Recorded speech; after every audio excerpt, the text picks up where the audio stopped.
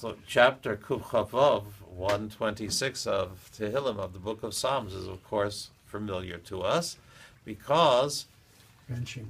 It's the introductory chapter to benching on Shabbos and on Yom Tov and on days that there is a Musaf. That is, it speaks about the return to the land of Israel. Shir Malos, B'shuv Hashem Shiva Sion Hayina Kecholmi. When God brings us back, brought us back, will bring us back, we would have been like dreamers. The fact that it took place, the return to the land of Israel, how could anyone ever have believed that? And yet, everybody hoped and prayed for it, and it was something that went on every single day, that people would hope for it, as we say in the davening 3 times a day, the Yerushalayim Mircha Barachmim Tashuv, return, O God, with mercy to Jerusalem. And we never get tired of saying that.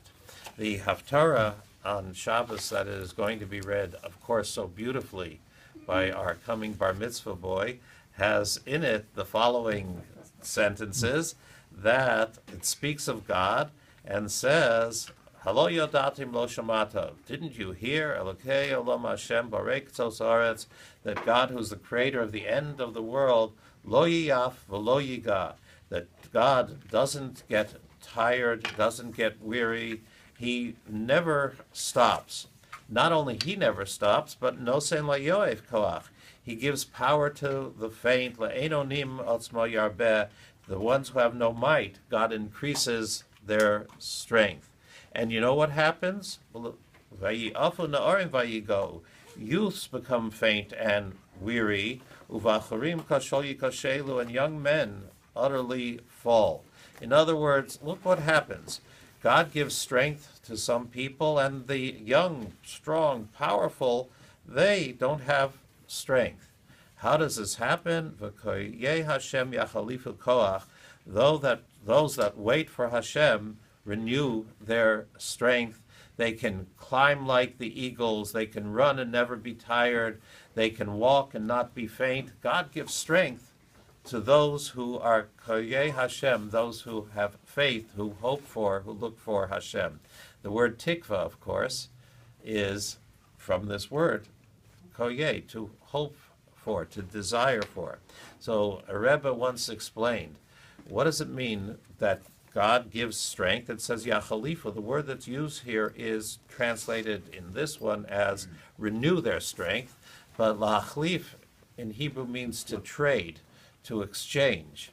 So you think of construction workers, these big burly guys, lots of strength, lots of power, who work very hard all week long. Comes to Friday night, Saturday night, Sunday, what happens?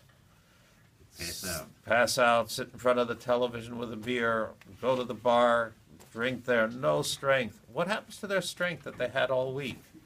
That's Kova Hashem, Yachalifu Koach. Those who trust in Hashem, who hope for Hashem, exchange strength.